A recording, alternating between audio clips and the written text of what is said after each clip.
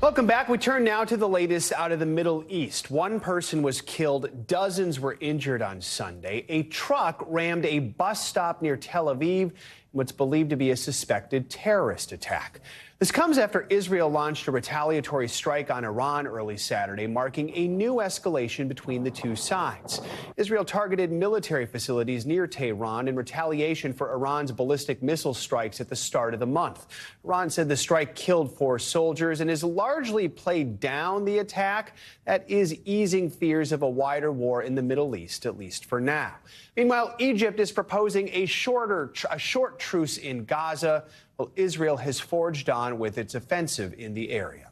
NBC News international correspondent Raf Sanchez joins us now from Tel Aviv with the latest. Raf, good morning. Lots to get to. Let's start with that suspected terror attack in Israel. What do we know so far?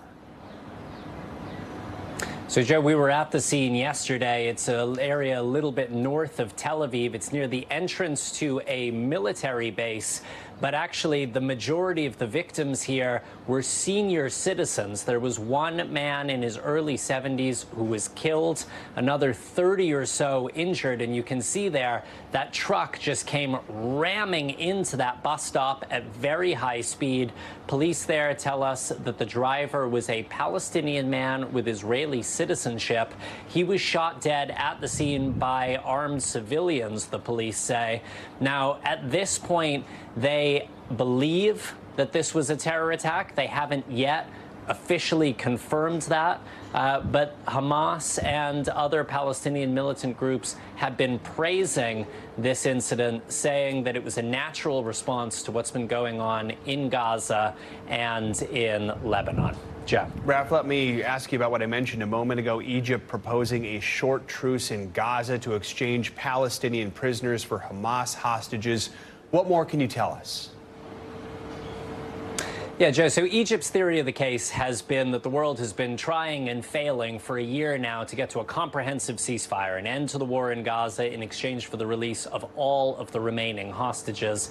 And so their theory here is, why not try for a shorter, smaller deal to try to jumpstart the negotiations? So the president of Egypt yesterday floating the idea of a 2-day ceasefire in exchange for the release of just 4 hostages, and they hope that that could pave a path towards a broader agreement. The CIA director was in Qatar yesterday for negotiations that also included the Israeli spy chief, the head of the Mossad.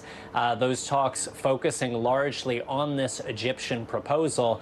The U.S. says it is somewhat optimistic that the killing of Hamas's hardline leader Yahya Sinwar removes one of the main obstacles to the talks.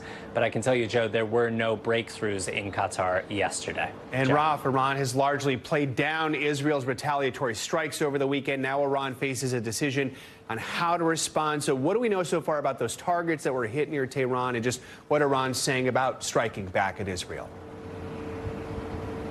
So Israeli military says that it targeted ballistic missile production facilities, the places that made those missiles that were fired here back on October 1st. They also say they targeted Iranian air defenses, making it easier for another strike in the future.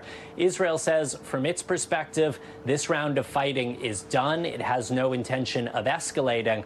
The question now is what Iran's supreme leader decides to do. He met with the families of those 4 soldiers who were killed over the weekend, and he didn't make explicit threats against Israel, but he also left the door very much open to revenge strikes. And Joe, of course, with soldiers dead, that does create some domestic political pressure inside of Iran for retaliation. President Biden, speaking to reporters over the weekend, says neither side should escalate further. Joe. Raf, thank you so much. Thanks for watching. Stay updated about breaking news and top stories on the NBC News app or follow us on social media.